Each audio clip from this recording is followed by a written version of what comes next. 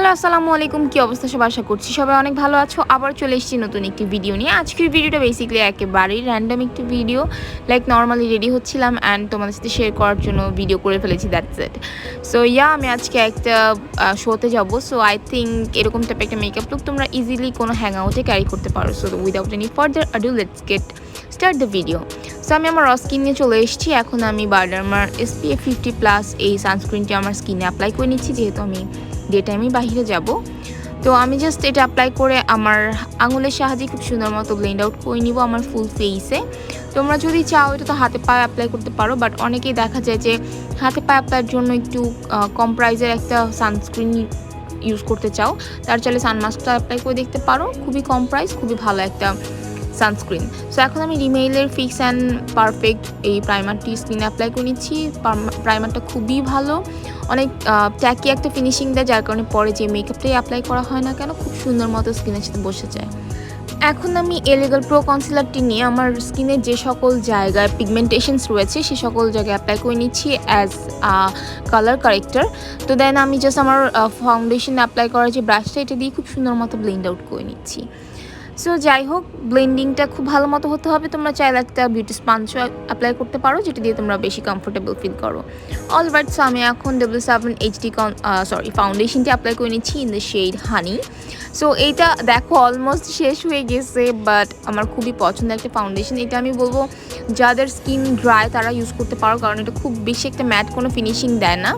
এটা হচ্ছে কাইন্ডলি একটু ডিউই ফিনিশিং দেয়। সো আমি বলবো যাদের অয়েলি স্কিন তাদের খুব বেশি একটা স্যুট না করলেও যাদের ড্রাই বা কম্বিনেশন স্কিন তাদের জন্য এটা ভালো কাজ করবে।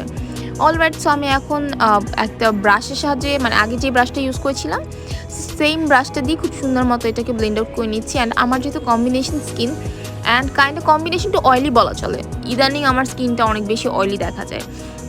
সো আমি হচ্ছে যেই ফাউন্ডেশন অ্যাপ্লাই করি না কেন আমার ফেসের সাথে মোটামুটি যায়, জাস্ট একটা কী বলে লুজ পাউডার দিয়ে খুব সুন্দর মতো বেক করে নিলেই হয়, সো দ্যাট আমি যে কোনো ফাউন্ডেশন আমার স্কিনে অ্যাপ্লাই করতে পারি।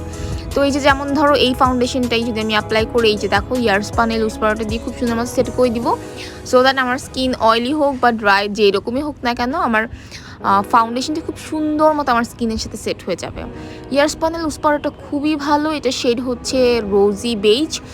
আমার তো অ্যাপ্লাই করে খুবই ভালো লেগেছে। আমি তোমাদেরকেও সাজেস্ট করতে চাই যারা ভালো একটা লুজ পাউডার চুজ করতে চাও, যারা অ্যাপ্লাই করতে চাও তাদের বলবো ইয়ারস্পানের লুজ পাউডারটা তোমরা চাইলে পিক করতে পারো।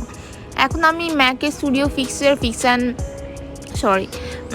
এই পাউডারটা দিয়ে আমি জাস্ট আমার আন্ডার আইজের এরিয়াতে এবং যে সকল জায়গায় ক্রিজ লাইন ক্রিয়েট হয় লাইক আন্ডার আইজ, স্মাইল লাইন, এই সকল জায়গায় একটু অ্যাপ্লাই করে নিচ্ছি যেন আমার কোনো প্রকার ক্রিজ লাইন ক্রিয়েট না হয়। যদিও ইয়ারস্পান লুজ পাউডারটা অ্যাপ্লাই করাই যথেষ্ট ছিল, বাট আমি আজকে একটু ওভার প্রোটেক্টিভ হয়ে গিয়েছিলাম, যার কারণে আমি আরেকটু অ্যাপ্লাই করে নিচ্ছি যেন কোনো প্রকার ক্রিজ লাইন আমার ফেসে ক্রিয়েট না হয়।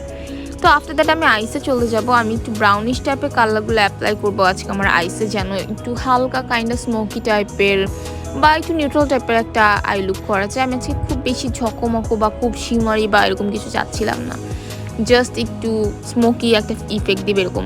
তো যাই হোক, ফার্স্টে হালকা কিছু কালার অ্যাপ্লাই করে নিয়েছিলাম। এখন আর একটু ডার্ক চকলেট কালারগুলো জাস্ট আউটার কর্নার ক্রিজের হাফ অংশটুকুতে ব্লেন্ড করতে করতে অ্যাপ্লাই করছি।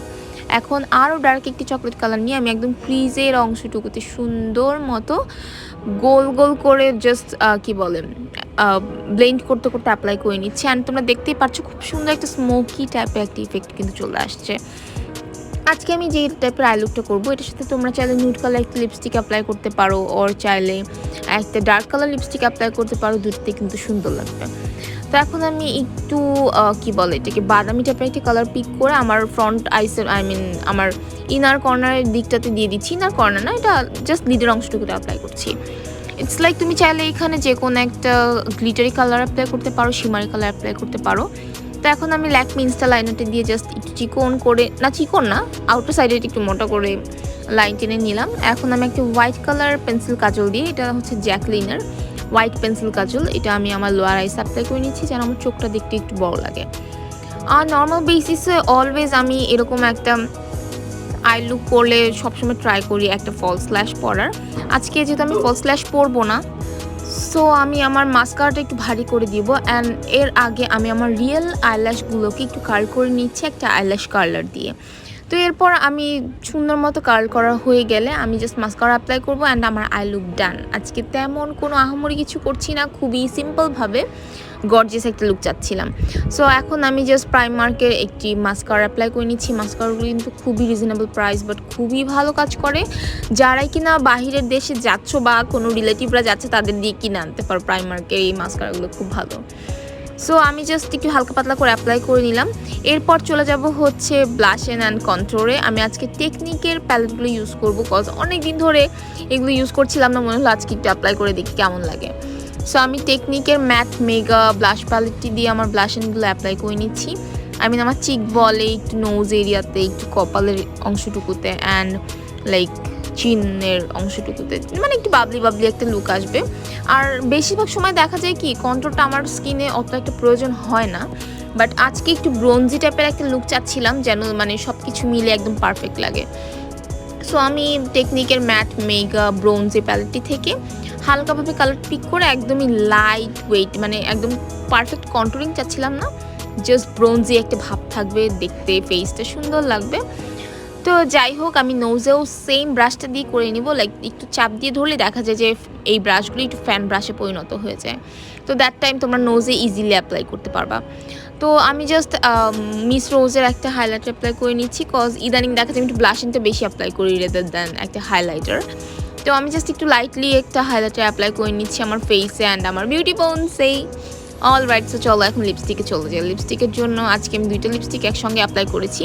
নর্মালি আমি এরকম একটা আই লুক করলে নুড কালার লিপস্টিক অ্যাপ্লাই করতে পছন্দ করি, বাট আজকে একটু ডার্ক কালার অ্যাপ্লাই করলাম। একটা হচ্ছে হুরা বিউটির, আরেকটা হচ্ছে ওয়েট অ্যান্ড ওয়াইল্ডের গিভ মি মকা।